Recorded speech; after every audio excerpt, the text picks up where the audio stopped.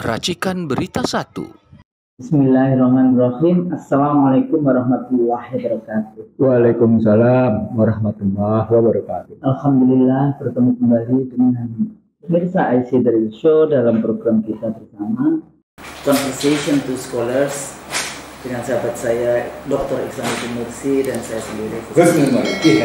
Alhamdulillah. Apa kabar Bang? Alhamdulillah. Tadi menarik karena saya tadi naik gokar datang ke sini, ternyata dia langsung tahu begitu ya, Bu Kusno mau ke tempatnya Pak Nursi ya, katanya kayak gitu, rumahnya Pak Nursi ya, kayak gitu. Jadi di sini ini rumahnya Pak Nursi, kantornya Pak Nursi. Minta foto lagi ya tadi. Ternyata ada fansnya juga. Bang, berapa hari ini kita ini banyak sekali berkeliaran ya, yang namanya informasi, bahkan tweetnya Donald Trump sendiri juga beredar luar biasa kayak gitu ya, dan videonya. Tapi kalau saya paling sebel kalau tweet ya harus dibaca dulu, kadang-kadang kan males baca, tapi kalau video itu nyebelinnya, kalau kita mendengarkan itu sebelnya itu lebih gitu dibandingkan ini pada saat dia mengatakan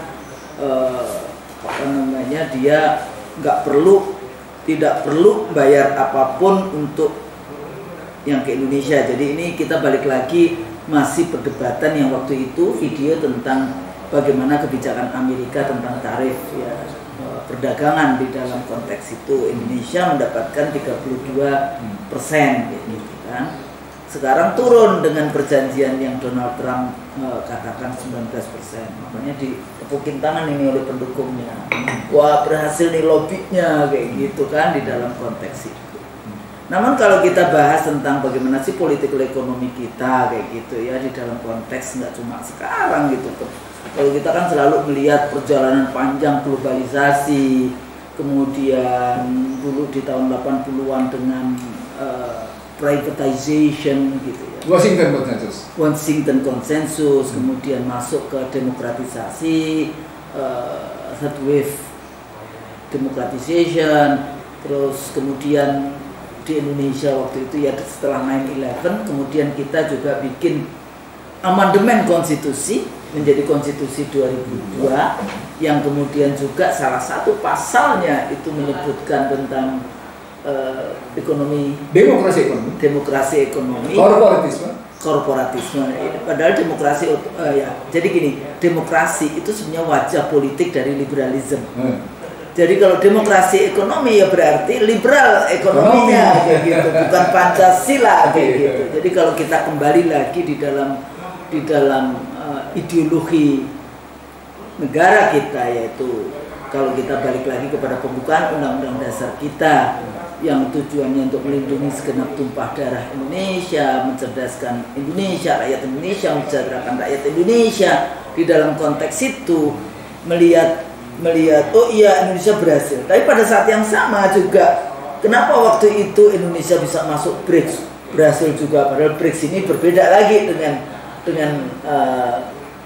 pengelompokan global ekonomiknya dengan NAFTA ya. Jadi kalau yang North Atlantic Free Trade-nya agreement Amerika di dalam konteks itu. Nah, jadi ini ada sejauh mana? Apakah balik lagi? Apakah ini model dari, kalau dalam politik kan kita ngomongin non-blok politik kayak gitu. Ya ke BRICS ya ke ya ya Cina, ya Rusia, ya Washington di dalam konteks itu.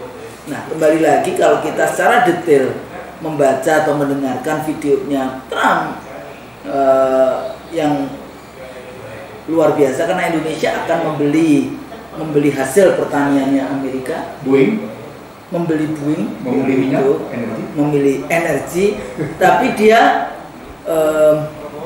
masuk ke Indonesia tanpa tarif, everything, bahkan dia nyebutnya everything kayak gitu.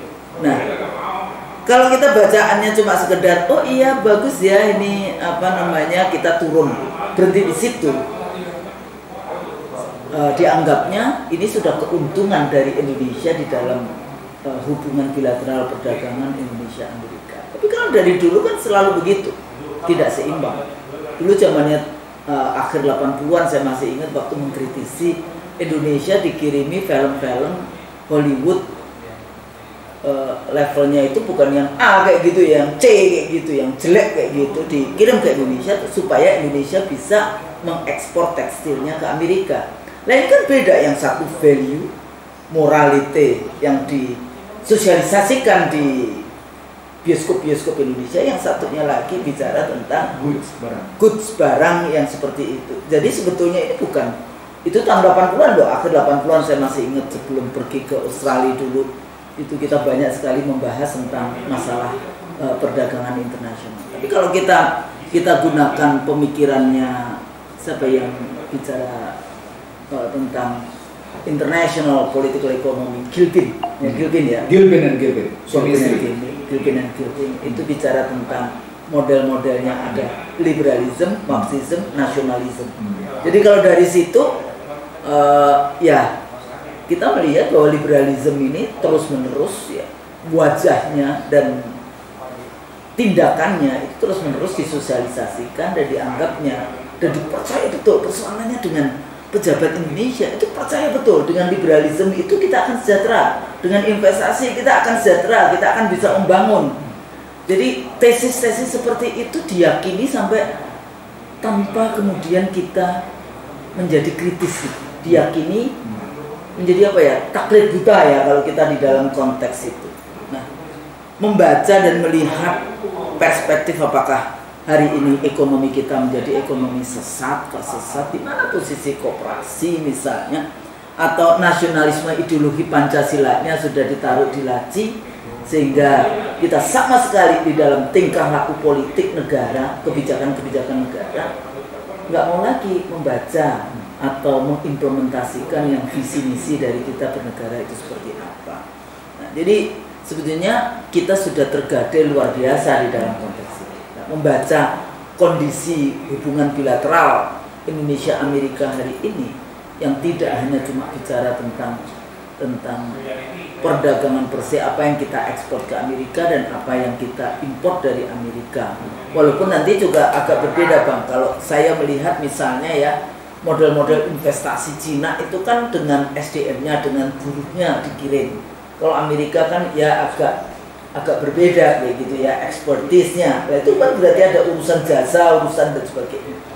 Saya masih ingat, tapi bukan berarti mereka nggak korup juga, mereka korup juga. Itu informasi dulu yang saudara saya yang insinyur yang kerja di rig kayak gitu ya, di laut oil kayak gitu ya, eksplorasi, eksploitasi oil kayak gitu ya di company-company Prancis.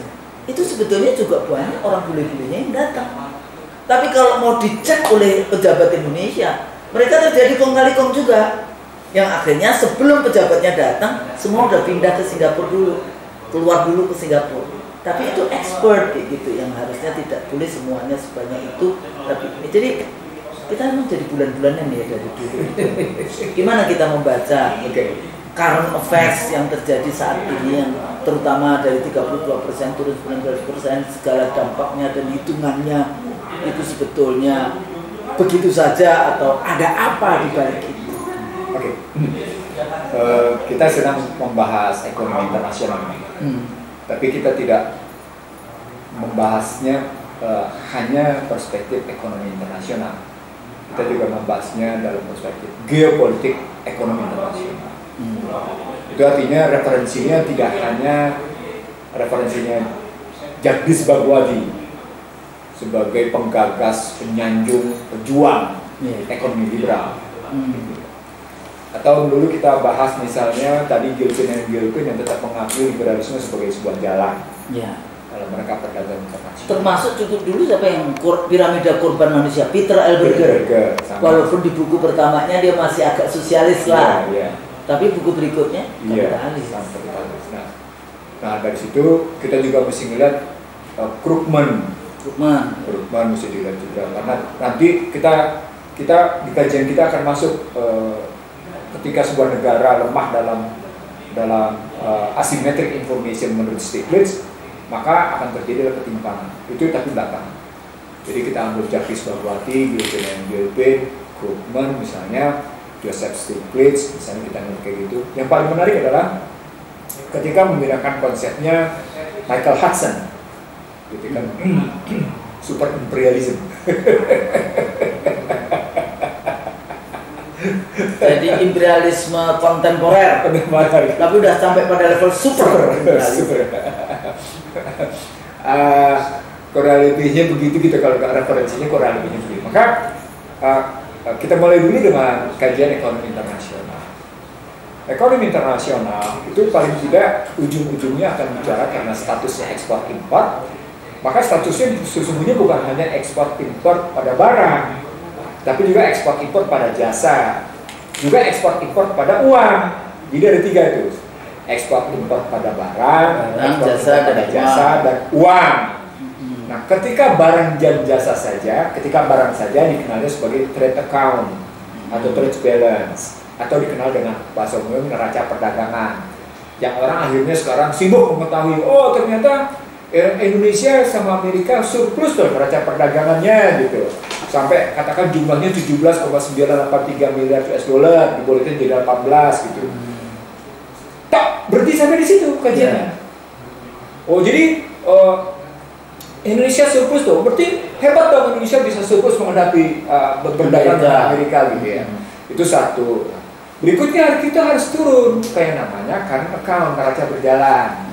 Nah, neraca berjalan ini melibatkan gitu ya, jasa-jasa di dalamnya. Apakah jasa intellectual property right, jasa royalty, jasa transportasi, jasa pendidikan. Apa jasa pendidikan? Orang menyekolahkan ke sana dan membayar di sana. Itu jasa pendidikan. Jadi dihitung tuh. Jadi orang Indonesia yang menyekolahkan anaknya di Amerika, itu bagian dari bagaimana kita mengurangi devisa, termasuk yang namanya pengobatan.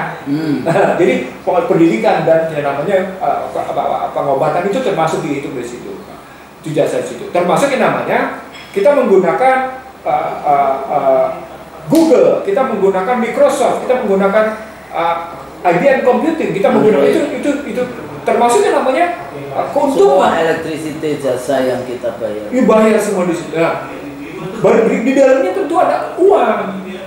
Nah, begitu uang masuk di situ 3 komponen, FDI-nya, foreign direct investment-nya, portofolionya kayak gimana gitu kan, terus remittance-nya yang gitu. Jadi ada jasa primer, ada jasa sekunder. Jasa sekunder itu remittance yang dianggap tidak terlampau kokoh Indonesia dan nah, dari neraca perdagangan, neraca berjalan, ujungnya adalah balance of payment, neraca pembayaran.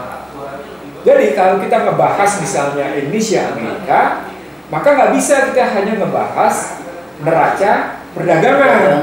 Yang tadi surplus 17,983 miliar. Nah, kita pakai datanya Amerika deh, kita jangan pakai datanya Indonesia karena kalau Indonesia cuma 16,8. Tapi kalau datanya Amerika pakai data trade and commerce mereka 17,983 gitu ya. Oke, kita pakai data mereka jadi 18 miliar. Tapi begitu masuk ke dalam persoalan neraca jasa, menarik Kusno. Tidak ada data yang tersedia. Tidak ada data yang tersedia. Tidak ada data tersedia yang cukup. Kayaknya adanya di Scopus itu. Loh, dari sini muncul Yahudi. Dari sini muncul. Saya terus terang saya mencari dong ke kanan ke kiri terus akhirnya dapat angkanya. Oh iya, memang kalau pakai neraca jasa gitu ya, kita mengalami defisit.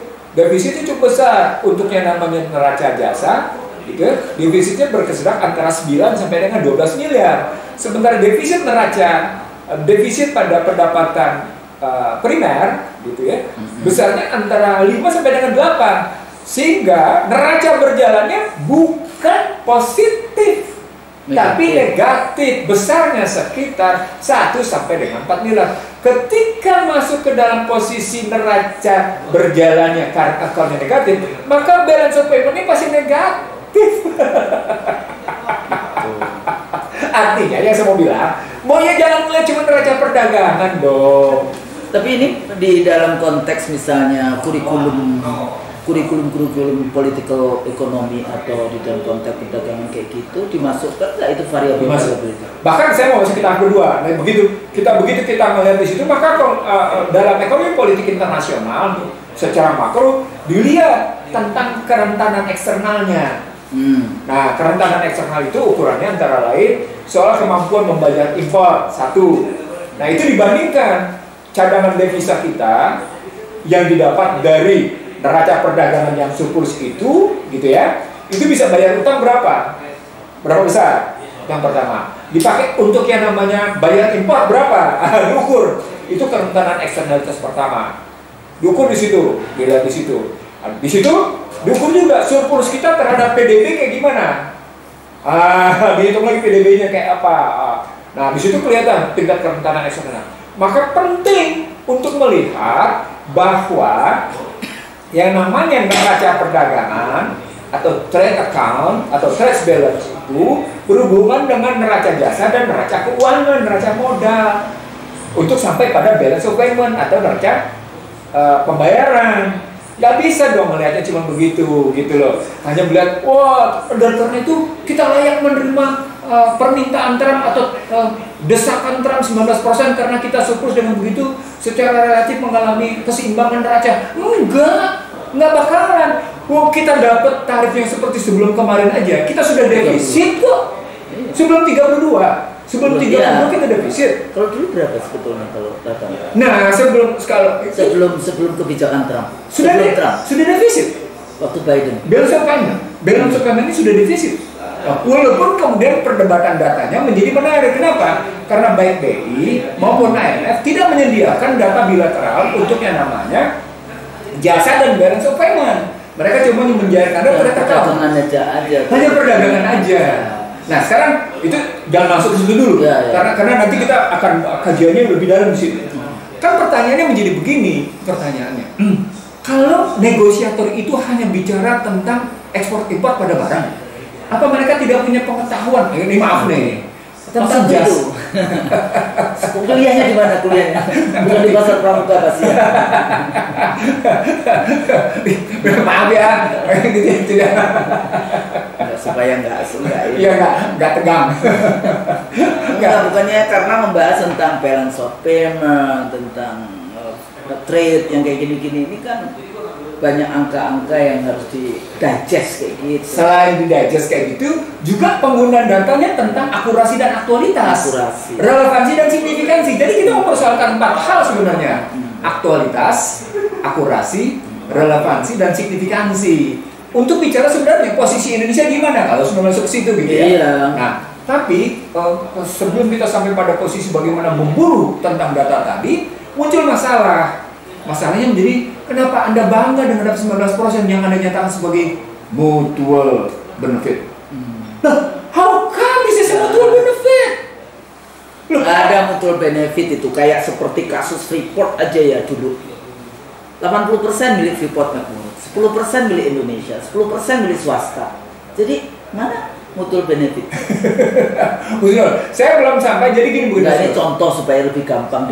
Saya belum ngambil contoh begini. Bagaimana dengan tambang-tambang strategis di Indonesia yang dikuasai oleh Amerika? Kenapa tidak masuk dalam perhitungan katakan neraca jasa?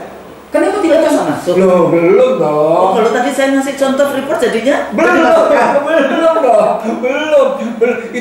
Itu dalam cerita FBI, tapi ceritanya lain lagi karena nanti masuknya kebebasan repatriasi, itu kebebasan mengambil keuntungan dari ini. Itu lain ceritanya jadinya. Bahwa yang namanya mereka menguasai sumber daya mineral, sumber daya energi itu akan cerita lain lagi gitu ya.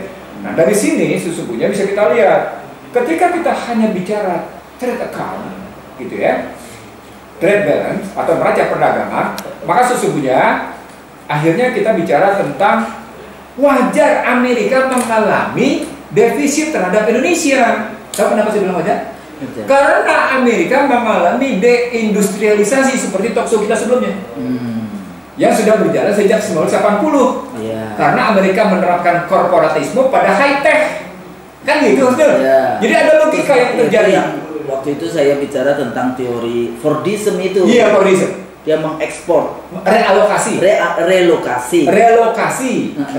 industri. Jadi dia deindustrialisasi di Amerika, tapi dia taruh itu pabrik-pabrik di luar Amerika, tapi dia mengembangkan. Itu kan sustainability supply. Iya. Iya, itu sustainability Marshall Plan gitu kalau mau diambil gitu, relokasi industri tadi. Marshall Plan itu dari zamannya setelah perang dunia. Iya. Pembangunan. Jadi oke, lanjut. Kita lanjut. Nah, kalau kita melihatnya bahwa trade account atau neraca perdagangan itu melulu begitu, dan memang Amerika adalah wajar mengalami defisit disebabkan Amerika sendiri sudah meninggalkan industri manufakturnya dan lompat ke dalam korporatisme dalam high tech, industri yang berteknologi tinggi. Ya, pertanyaan besarnya sampai seberapa kokoh sebenarnya industri manufaktur Indonesia sehingga bisa memenangkan surplus. Nah, berapa persen dia sebenarnya? Kan gitu pertanyaannya. Berapa persen sebenarnya? Nah, artinya ada analisis yang mesti dibikin. Ada analisis yang dibikin untuk menyatakan, kalau pakai manajemen strategik namanya audit positioning. Nah, audit positioning posisi kita. Nah, di audit positioning kita gitu ya, dalam konstruksi neraca perdagangan tadi dengan nilai surplus Indonesia atas ekspor input itu sebesar 17,983 miliar US dollar, sesungguhnya itu disebabkan oleh Indonesia sendiri punya ketergantungan pada bahan baku atas industri yang dikirim ke atas hasil ekspor yang dikirim ke sana. Apa itu? Contohnya misal, kita bangga pada alas kaki dan sepatu, bahan bakunya dari mana? Hello, impor juga. Impor dari Amerika, kapasnya dari sana. Iya. Alas kaki bahannya dari sana. Saya nggak usah sebut merek ya, nanti soal kita akhirnya di marketer kita bukan marketer soalnya. Tapi saya mengatakan kita dalamin nih di sini bahwa sesungguhnya Indonesia cuma dijadikan sebagai bentuk outsourcing company. Iya. Bukan outsourcing labor, bukan labor outsourcing. Ini corporate outsourcing namanya. Nah, di sini bedanya, ini perbandingannya. Di sini bedanya corporate outsourcingnya Cina.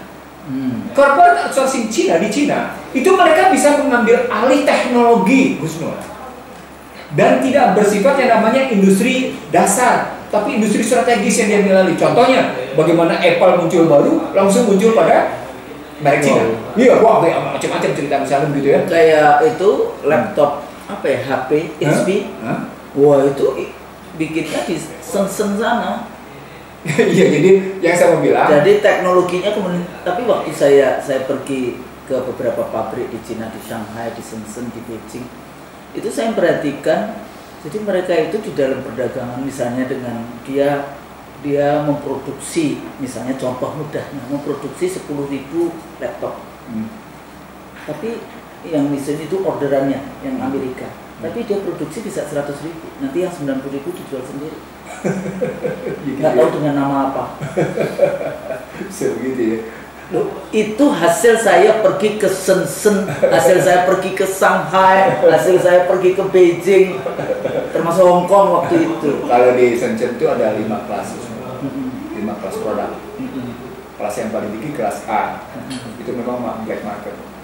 Kamu nilainya setara dengan produk aslinya, totally setara dengan kelas A ya. Terus jadi ini kayak Shanghai Trial, kayak gitu ya, gitu ya. Produknya black market. Jadi itu di film-film Cina itu berarti bener ya sebetulnya. Oke, going back ke laptop. Bedanya corporate outsourcingnya Cina, dia bisa. Corporate outsourcing sama yang dia bisa ambil, diambil. Kita enggak. Nah, apalagi terus kemudian soal level teknologinya. Makanya Cina sekarang bisa menyanyi level teknologi. Kalau dalam kajian teman-teman yang saya ikuti di Amerika serta di Cina, wow, Cina sekarang bangga. Iya. Saya punya data Husnul. Sampai selain Cina, berdasarkan buku yang saya bikin juga di Prahara Bangsa gitu, selain Cina unggul di bidang teknologi, tahu nggak apa berikutnya Husnul? Amerika mengeluarkan anggaran untuk R&D, ya, research and development. Itu begini. Cina begini Husnul.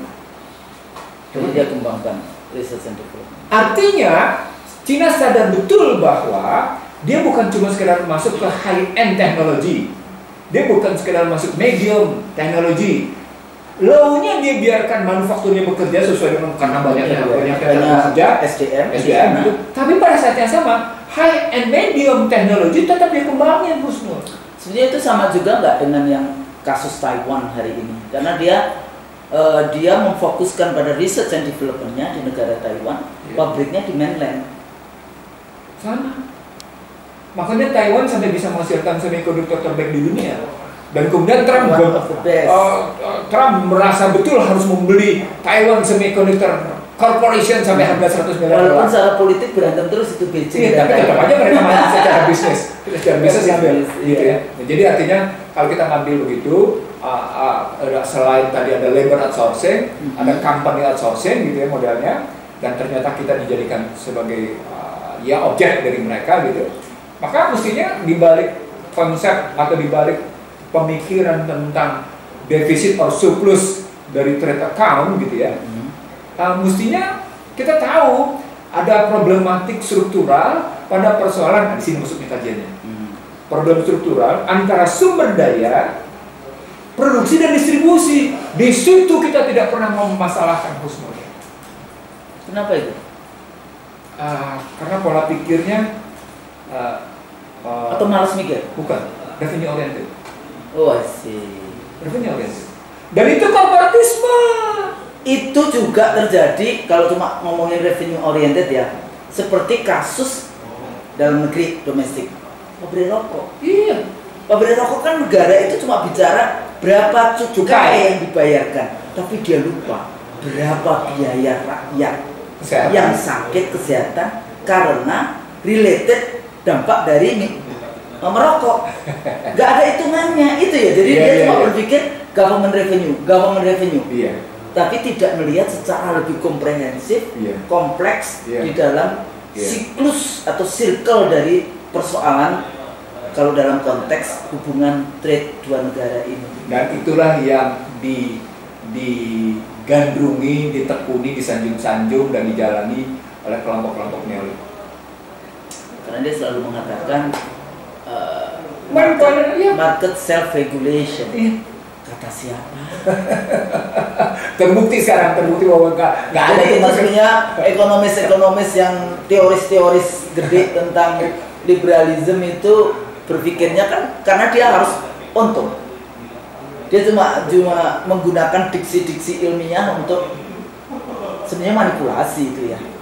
Ya, saya nggak mau bilang begitu sebenarnya. Karena gini, saya mau bilang begini. Very subtle, manipulasinya itu very subtle dengan diksi ilmiah. Iya, diksi ilmiah banget, diksi ilmiahnya tajam. Itu disebut oleh yang namanya Pierre Bourdieu sebagai apa? Symbolic torture. Oke. Kita terusin ya. Nah, sekarang kalau kita melihat bahwa di balik cerita tentang ekspor impor itu ada problematik struktural, sumber daya, produksi dan distribusi di dalam negeri, maka sesungguhnya dia berarti menyangkut dua hal, menyangkut jasa, tenaga kerja, keterampilan strukturnya, menyangkut teknologi dan menyangkut modal. Maka jangan pernah bicara trade account tanpa bicara tentang current account. Jangan pernah bicara tanpa namanya financial account. So itu saya harus melihat. Saya tidak mengerti orang-orang hebat itu yang bernegosiasi di Washington, datang cepat-cepat dari Rio de Janeiro pergi ke Washington untuk bernego, lalu kemudian mereka seakan bangga dengan mendapatkan 19%, tapi mereka lupa bahwa beyond the trade account is gitu loh. Jadi sebetulnya yang dinego itu cuma yang dia angka 32 ke 19. Dia tidak melihat secara keseluruhan persoalan yang ada di sini.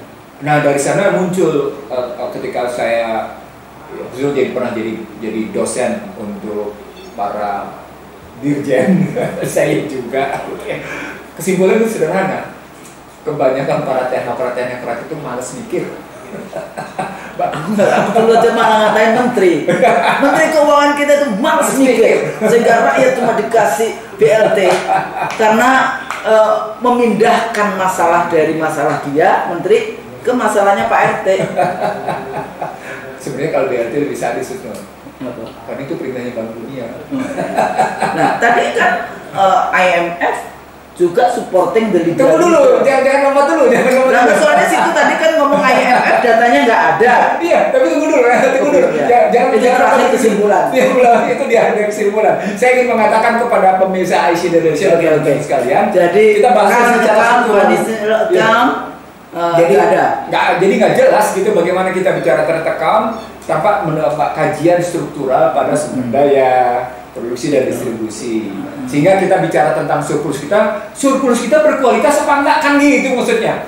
Jadi yang maksudnya kalau kita bilang inclusive surplus, maka itu artinya totali surplus yang kita ciptakan karena memang totali karena dalam negeri seperti Cina. Kenapa Cina sampai punya cadangan devisa kayak gitu? Kenapa Cina sampai menjadi treasury holder kayak gitu? Kenapa Cina sekarang menjadi bagian dari negara yang memburu emas habis-habisan? Kenapa Cina kemudian unggul secara teknologi? Kan gitu pemahamannya. Maksudnya kenapa Iran yang ditekan habis-habisan selama 5 dekade bisa begitu gitu loh?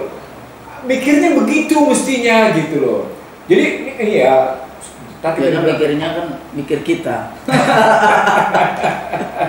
Jadi nasionalisme balik lagi kayak gitu ya. Nah, Pancasilanya di mana, nasionalisme di mana. Tapi ketika Husnul ngomong kayak gitu, seperti tuduhan kepada saya, chauvinis.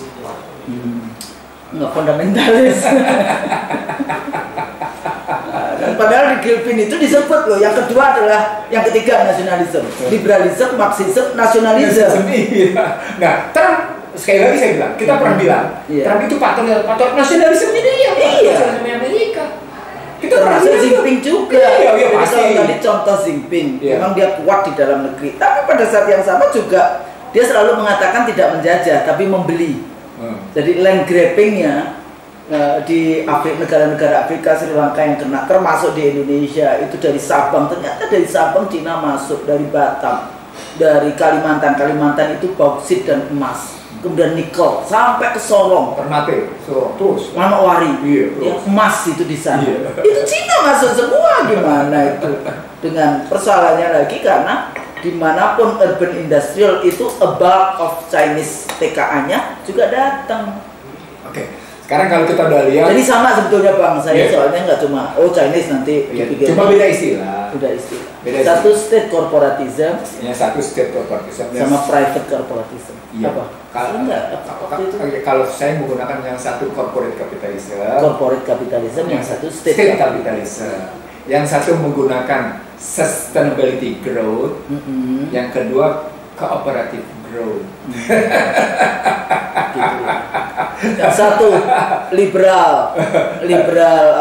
liberalism demokrasi, yang satu yang satu bicara tentang kesinambungan pertumbuhan, yang satu bicara kerjasama pertumbuhan gitu loh. Yang satu bicara tentang Belt and Road Initiative, yang satu bicara tentang bagaimana pertumbuhan regional itu membangkat untuk nasional sehingga terjadi pertumbuhan global yang menyejahterakan seluruh masyarakat dunia. Saya begitu. Simbol itu Torco. Sama-sama dua-duanya sebetulnya materialisme. Iya, simbol Torco tetap. Simbol Torco dua-duanya sama. Iya, sama gitu. Nah, sekarang ujung ideologinya materialisme. Nah, sekarang kita lihat kalau sudah terpapar bagaimana cerita tentang trade account dan current account itu, maka kita lompat sekarang ke balance of payment-nya. Nah, karena terjadi yang satu surplus yang sudah defisit, maka pertanyaannya mana yang paling sustain, yang paling berkesinambungan, current account-nya atau trade account-nya? Wah, menarik Husnul di sini. Current account atau trade account? Yang mana yang paling sustain? Itu untuk menunjuk bagaimana sebenarnya tadi tingkat kerentanan atau tingkat kekokohan eksternalitasnya. Jadi kajian akademiknya mempertanyakan tingkat kerentanan eksternalitas dan tingkat kekokohan eksternalitas. Mikirnya sampai kayak gitu kalau kita mau ambil kayak gitu. Dan sorry itu maaf ya, saya berani menyatakan sama Husnul, saya tidak pernah mendengar satupun seorang intelektual ekonomi politik di Indonesia atau ekonomi Indonesia yang bertanya seperti itu di Indonesia. Sorry ya, maaf. Dia berpikirnya memang berpikir parsial. Ya kan, mana yang dia merasa ya sudahlah, kemudian dengan segala macam karena posisi, atau dia harus tunduk taat patuh pada doro bandarnya, doro Washington, doro bandar IMF, doro bandar itu namanya. Saya mau bilang begini, nanti Husnul bisa kasih gagasan ke murid-murid studi S3 supaya mereka bikin depan supaya mereka bikin disertasi kenapa sampai akhirnya kejadiannya begini gitu loh. Terus kenapa sampai akhirnya IMF, World Bank World Trade Organization atau Trade and Commercial ini di sana di Amerika gitu ya, itu menutupi data bilateral gitu. Kan itu ditutupi, sengaja ditutupi. Tidak dikemukakan sama sekali.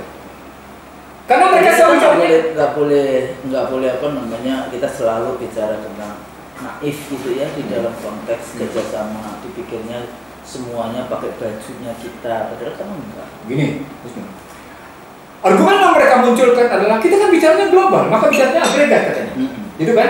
Ini akademik nih, ya. Kita kan bicara, dia lupa bahwa agregat itu muncul dari yang mikro. Iya.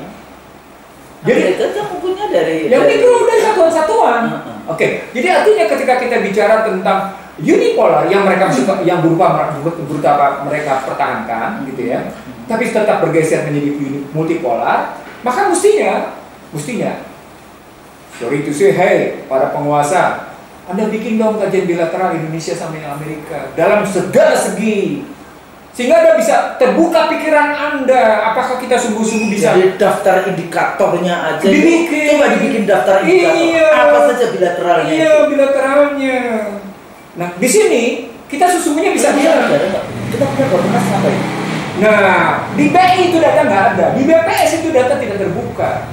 BI tidak terbuka data itu, Bappenas tidak terbuka data itu, Kementerian Perdagangan tidak terbuka data itu, BPS juga tidak tersedia. Dan BRIN tidak digunakan untuk kepentingan nasional. Iya.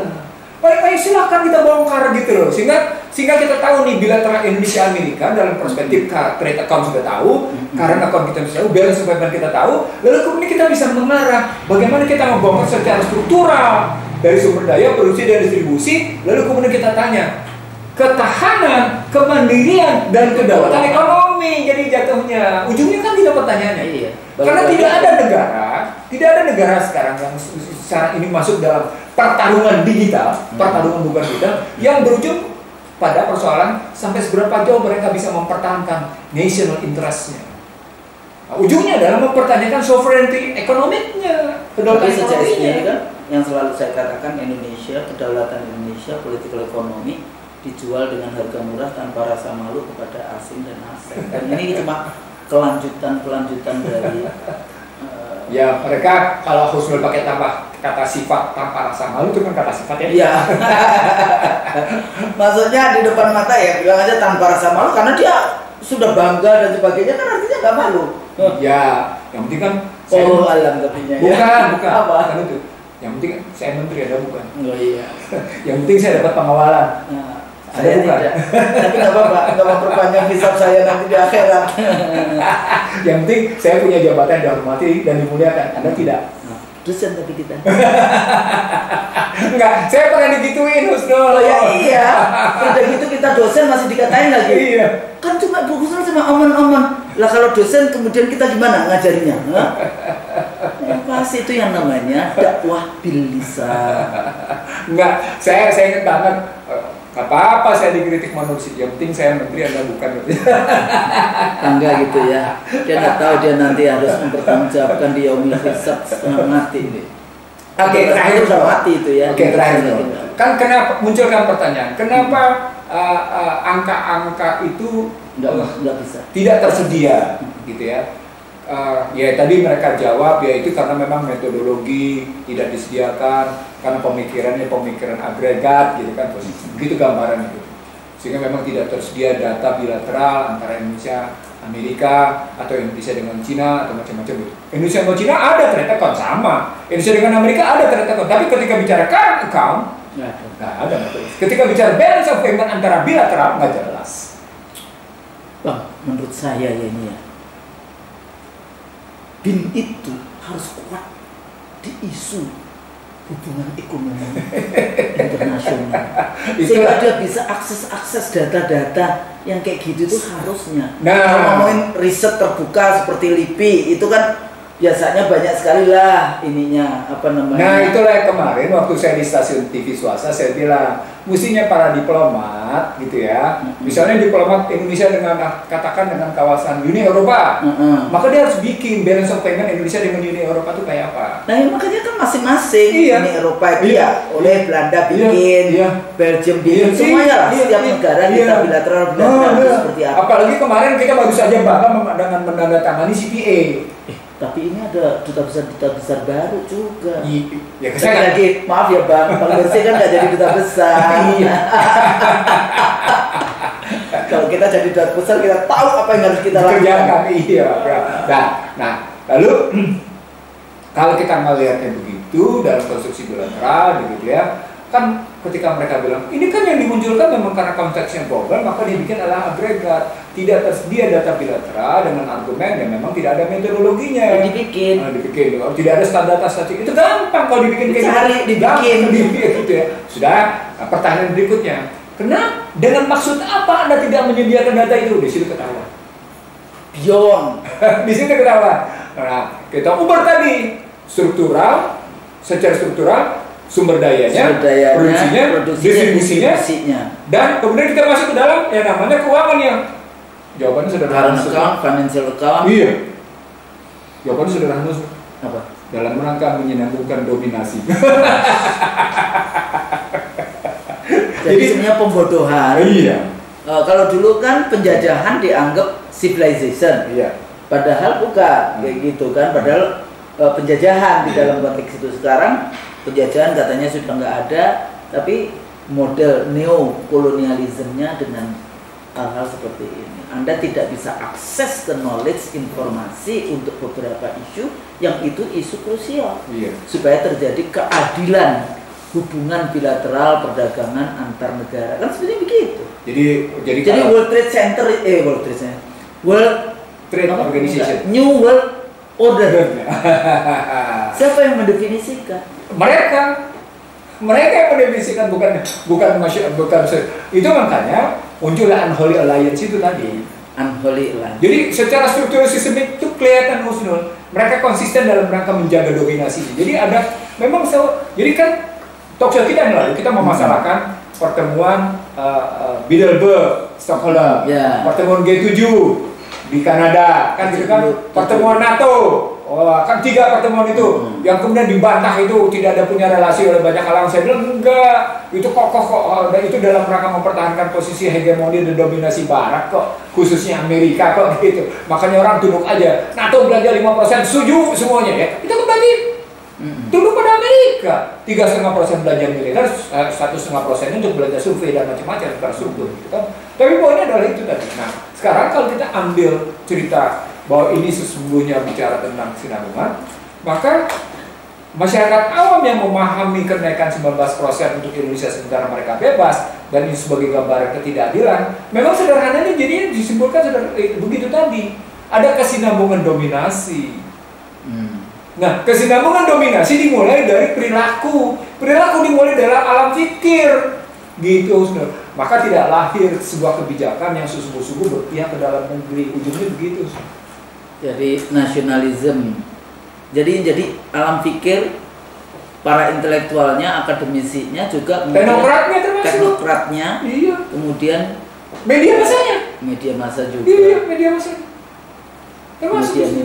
juga dalam konteks itu. Iya, jadi keberhasilan 32 menjadi 32% menjadi 19% itu dianggap sebagai suatu prestasi yang luar biasa, tapi tidak hanya parsial kayak gitu ya, dilihatnya parsial. Bahkan beberapa waktu lalu saya di daerah ini Bang, jadi sebetulnya kan pabrik-pabrik kayak tekstil, industri tekstil gitu ya, manufacturing yang tadi Bang Musi sampaikan, tapi bukan dari Nordik kalau nggak salah. Itu beberapa juga udah gulung tikar karena dia harus ekspor ke Amerika. Tapi sebelum 32% mereka sudah closing down beberapa pabriknya di daerah Purwakarta atau mana yang begitu. Tapi memang dia tadi kan Fordism, pabriknya di Indonesia karena SDM dianggap murah, tapi dia diekspor keluar. Salah satu tujuan ekspornya ke Amerika. Sebelum 32% itu sudah mulai closing down beberapa ininya kayak gitu ya, pabriknya. Nah, sekarang terus bahasa mereka apalagi 32%.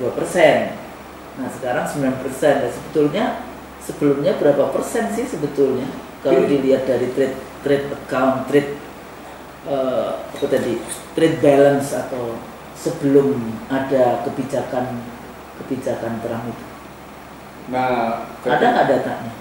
Tidak tersedia data cukup. Menurut informasi yang ya beberapa dari tulisan-tulisan artikel yang saya baca, kalau dulu itu tergantung. Iya. Jadi tidak sama, tidak flat 32% atau 19%. Jadi untuk yang tertentu memang ada yang sampai 30%. Tapi untuk tertentu cuma 5%. Jadi nggak sama di dalam konteks itu, tergantung barang-barang yang diperdagangkan itu benar nggak? Betul, karena memang Amerika menyediakan kredit luar negeri dengan kredit ekspor. Dalam mereka memurahkan barang dia. Ini kan begini Usno. Di balik kata ini kan sebenarnya soal kompetisi Usno, soal persaingan. Kenaikan tarif seperti ini mengakibatkan juga nanti barang-barang Indonesia kehilangan daya saingnya, menurun daya saingnya, karena harga-harganya naik. Satu sisi, di sisi lain, kalau dilihat dari segi teknologi, dilihat dari segi sumber daya, dilihat dari segi bahan baku, akhirnya juga kita kekalahan lagi. Dampaknya menjadi, ini menarik khususnya, yang orang tidak bayangkan. Ketika kita harus impor gandum, gitu ya, kedelai, gula. Gandum itu 100% betul ternyata impor kita. Sama seperti gula, ini juga kedelai. Jadi sama gitu. Nah, ketika kita harus gandum, kedelai dan gula itu kita impor dari sana. Terus kita harus bayar Boeing, pesan 50 Boeing. Kita harus beli juga yang namanya energi. Itu kan sama dengan kebutuhan dolar, Kusno. Iya, yang tadi ya di dalam konteks apa tadi? Karena kita butuh dolar. Sekarang pertanyaannya, balance of payment-nya. Sebelum sampai ke balance of payment-nya, di current account-nya dulu. Okay. Maka pertanyaan berikutnya menjadi begini. Anda dapat dolar dari mana? Ya beli lagi juga. Makanya kan dolar menjadi ini kan. Berapa persen kita masih tergantung pada dolar? Nah di situ sebentar, sebelum sampai soal ketergantungannya, di situ kelihatan. Ini hal lain yang selain kesinambungan dominan. Di situ kelihatan bahwa problematik dari kan di kalangan ekonomi internasional diakui bahwa yang namanya perang industri manufaktur atau perang dagang itu bagian dari perang, seperti dialog kita sebelumnya, bagian dari perang nilai tukar. Nah ketika kita dikenakan tarif seperti itu, lalu kemudian kita dipaksa untuk memasukkan barang Amerika dengan 0% semua, maka sesungguhnya kebutuhan kita akan dolar menjadi makin tinggi. Pertanyaan berikutnya, kita punya dolar dari mana? Kan akhirnya kita harus meningkatkan ekspor. Jadi memang ada beberapa asumsi untuk bisa mengimbangi. Tingkatkan ekspor. Ekspor apa yang kita tingkatin? Kalau sementara raw material kita. Selain itu tadi soal harga. Iya, harga. Kan yang namanya persaingan itu 4 indikatornya. Harganya, kualitinya, delivery-nya, inovasinya. Kan gitu kan? Jadi harganya, kualitinya, delivery-nya, inovasinya. Itu persaingan gitu ya. Ikutan berikutnya adalah soal data, ikutan berikutnya adalah soal teknologi. Itu di dalamnya. Nah, sekarang kita tahu kita butuh dolar. Dolar dari mana yang bisa kita ciptakan? Kan itu pertanyaan berikutnya. Maka ketika dibilang kita tidak bisa mendapatkan dolar, kata kuncinya 3. Anda utang, Anda ciptakan obligasi, utang, ciptakan obligasi, atau Anda datangkan investor asing ke sini. Akhirnya kena 7I. Oh iya, itu maksud saya. Ini saya masih ingat 7I. Saya juga suka lupa 7I. Jadi ujungnya gini loh, saya ingin mengatakan, makanya kita menyebutnya sebagai kesinambungan dominasi.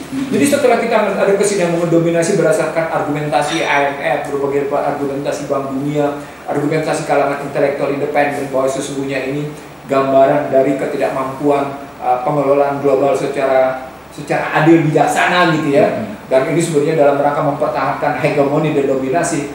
Maka kan pertanyaan menjadi begini. Oke, kalau begitu sebagai bentuk kesinambungan, apa yang mesti kita kaji lebih dalam? Oh iya. Jadi bukan hanya teknologi, Kusno. Bukan hanya sumber daya. Bukan hanya produktivitas dan kualitas pendidikan. Tapi juga sampai seberapa jauh kita punya industri keuangan yang punya kemandirian, bukan lagi ketahanan. Jadi resilience, economic and finance. Di sini bro. Nah, ketika disebut sebagai resilience financial, kemandirian dalam keuangan, bahasa sederhananya juga resilient financial, kita harus mencegah terjadinya financialization. Apa itu financialization? 2 indikatornya. Yang pertama, volume perdagangan keuangan pasar modal tidak boleh lebih besar dari volume perdagangan barang-barang sektorial. Jadi volume perdagangan sektor keuangan sama volume perdagangan sektorial, volume sektor keuangan tidak boleh pilih. Itu satu. Yang kedua, di sini menarik. Berhenti bangga menjual obligasi 10 tahunan laku di pasar, karena pada hakikat itu gambaran orang miskin membiayai orang kaya. Contoh, jangan selalu diiming-imingin. Oh, interestnya tinggi. Padahal interest tinggi itu berarti rakyat membayar si pemodal. Kan itu kliknya di situ. Makanya itu beberapa bisnis itu dia juga punya bank-bank. Nah, saya ingin mengatakan, maaf pendengar pemirsa itu, di Amerika diakui financialization mengakibatkan ketimpangan Gini rasio, mengakibatkan Gini rasio kanker stadium 4. Itu diakui. Keadilan. Diakui. Padahal pada saat yang sama ketika kita ambil tesis Krugman, kita ambil tesisnya namanya Joseph Stiglitz soal ini, makin kelihatan mereka kan nyelesain akar masalah. Gitu loh. Krugman bicara tentang sepanjang Anda memainkan import, maka Anda akan tidak pernah bisa mengatasi asymmetric information. Ketika asymmetric information itu kita pindahkan ke teori Stiglitz, yang terjadi adalah market fundamentalism. Ketika kita bilang market fundamentalism, kita tarik dalam keuangan, keluarlah kajian yang paling mutakhir, financialization. Nah, 3 kajian ini, import yang melahirkan ketimpangan, kemudian terjadi market fundamentalism, ditarik ke dalam financialization, apa yang terjadi? Akar masalah perekonomian tidak pernah terselesaikan. Ketimpangan akan terus berlanjut, ketidakadilan adalah sebuah fakta, dan ujungnya itu apa? Kegagalan pembangunan kemanusiaan. Ujungnya. Padahal mereka selalu menggunakan diksi humanisme. Tapi gagal. Jadi ketika saya menyatakan bahwa satu abad barat gagal, saya kemudian menarik relasi hubungan teori yang satu dengan teori yang lain, saya bilang 3 tadi. Terus kemudian saya ambil data Geller sama saya ambil data Pew Research, itu terbukti Osnol. Nah, di situ saya ingin mengajak ke pemirsa semua, yuk kita sadarin yuk bahwa pengambilan keputusan 19% itu bukan mutual benefit, tapi itu kesinambungan penjajah. Iya, cuma kesinambungan dominasi. Yang tadi simbolik torture itu tadi kelihatannya, it seems that gitu kan. Wah, kita berhasil nih dari kebijakan Amerika yang memberikan flat 32% menjadi 19%. Tapi yang terjadi sesungguhnya di balik itu hanya parsial yang kita terima, sebagian besar yang tadi ya, yang 2 bahkan jasa. Saya tuh masih ingat loh kayak pendidikan kayak gitu Pak. Kita kan selalu bangga, oh iya Australia, dulu zamannya saya masih kuliah di Australia. Australia itu memberikan beasiswa sekian ribu Indonesia.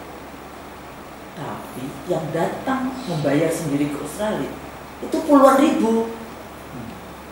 Jadi sebetulnya beasiswa yang diberikan ke Indonesia dengan orang Indonesia yang kemudian membayar sendiri itu cuma berapa persen sebetulnya? Beasiswanya cuma 1-2%. Iya, 1-2% emang. Yang bayar 98%.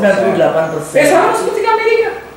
Enggak, tadi kan dikatakan di Amerika. Kadang-kadang kita kan merasa oh iya Amerika memberikan ini. Tapi itu cuma seperti kayak iklan yang diberikan. Itu sama seperti mau mancing ikan. Iya. Gitu.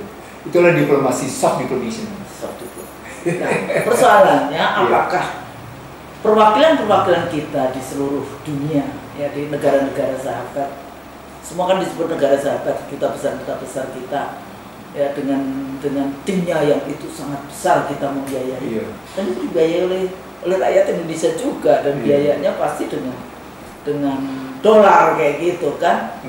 Itu sudah bekerja di dalam konteks yang tadi menyediakan data yang itu tidak bisa diakses apakah oleh scholars dari perguruan tinggi, apakah dari mana.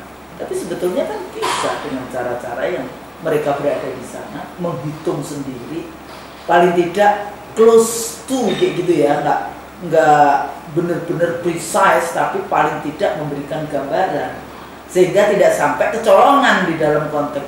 Nggak suka menggunakan konteks kecolongan. Ya nggak kelihatan naif kayak gitu ya, di dalam melihat bagaimana kita melakukan yang namanya lobby dalam konteks perdagangan bilateral itu. Jadi itu tadi karena kan kalau pakai ilmu komunikasi kita kan nggak bisa cuma sekedar explicit message, kita juga mesti lihat implicitnya. Iya. Kita mesti juga lihat tacitnya. Kalau pakai bahasa iman, kita nggak bisa cuma sekedar melihat tindakannya, kita juga harus lihat kata-katanya. Nah kita harus lihat kalbunya, gitu. Langkah-langkahnya apa yang dilakukan dan pengalaman, gitu ya. Jadi apa yang sebetulnya selama ini dia lakukan di dalam konteks itu. Jadi so what ini Bang? Jadi kalau kita mau bertanya khusus, so what dengan posisi kesinambungan dominasi ini? Ya pertama kalau saya bilang begini, satu, Indonesia memang harus memperbaiki pendidikan. Tapi ada loh presiden mengatakan, nggak penting pendidikan, dapat ijazah dari pramuka saja, kayak gitu dijemput ya. Nggak, saya ngambil data tadi. Diduga ya dalam konteks itu. Kan kadang-kadang saya anggota DPR juga kayak gitu. Sering kali saya, oh iya, sebagai persyaratan jadi anggota DPR, jadi pejabat di kan cuma lulus SMA yang bisa di. Ya, Mahkamah Konstitusi aja memutuskan bahwa calon presiden nggak perlu S1 kok. Kayak gitu, padahal terus gimana gitu memahami kompleksitas persoalan S1 aja kalau dari universitas tak terdengar kayak gitu kan susah kayak gitu ya. Apalagi terus tidak pernah menguasai filsafat ilmu. Nah, jadi ilmuwan sendiri juga begitu kan, dia juga kemudian memudahkan saja apa yang kemudian dia ini. Beberapa hari yang lalu saya menghadiri acara wisudanya mahasiswa UI yang mahasiswa asing Bang. Jadi di wisuda duluan karena dia akhir Juli ini sudah pada pulang, 27 Juli itu visa-visanya. Ternyata Indonesia UI juga termasuk yang banyak juga memberikan beasiswa. Tapi yang paling banyak katanya Pakistan kayak gitu ya. Pakistan banyak sekali.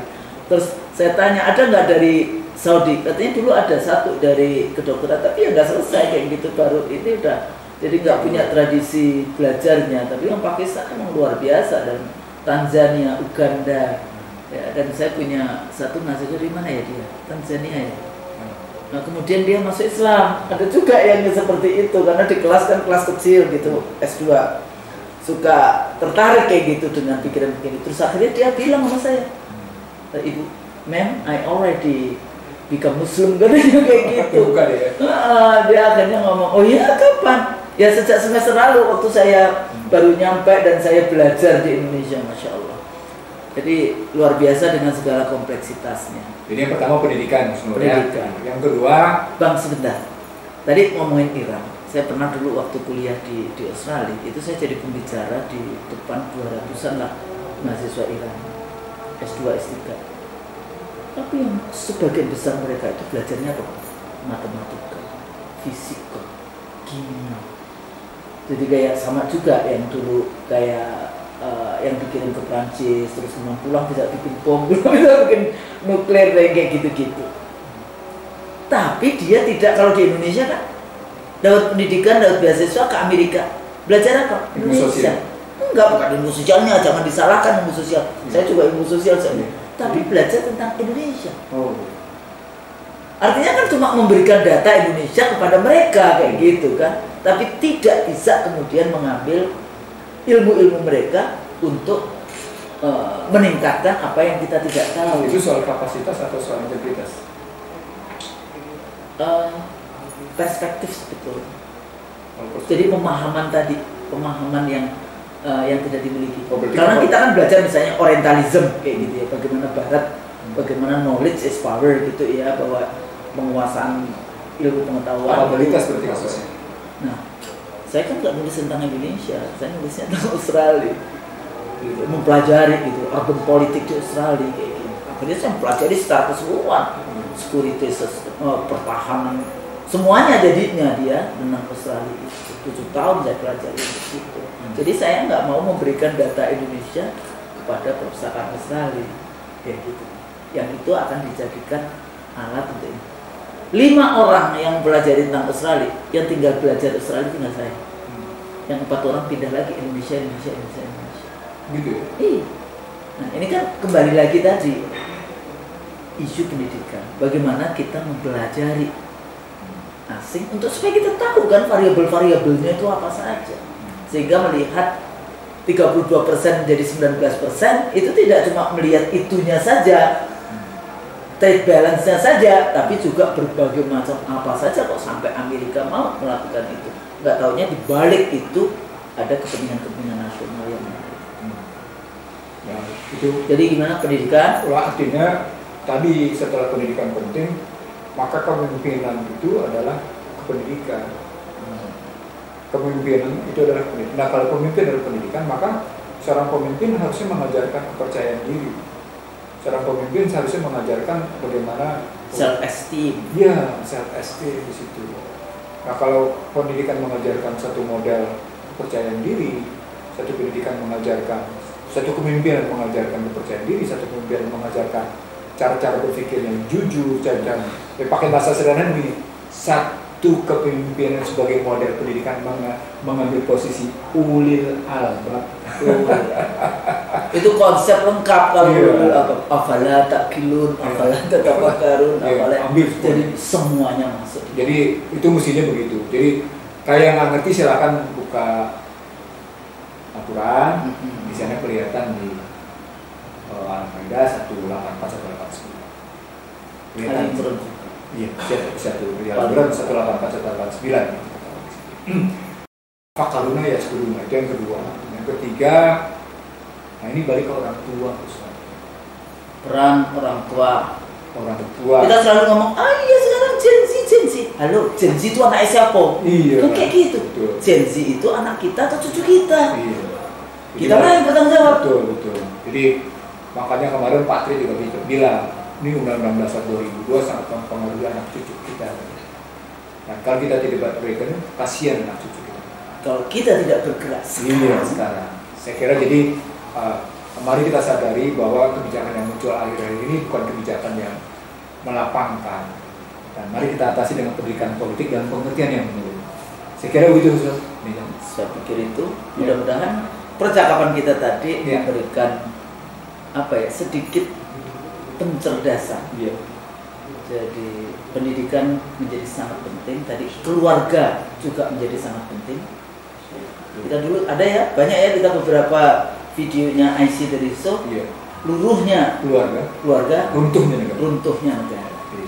Jadi saya pikir itu mudah-mudahan berguna. Kalau salah itu dari kami. Iya. Ya, mudah-mudahan bermanfaat. Iya. Nasrul minallah wa fathun qarib wa basyiril mu'minin. Wassalamualaikum warahmatullahi wabarakatuh. Waalaikumsalam warahmatullahi wabarakatuh.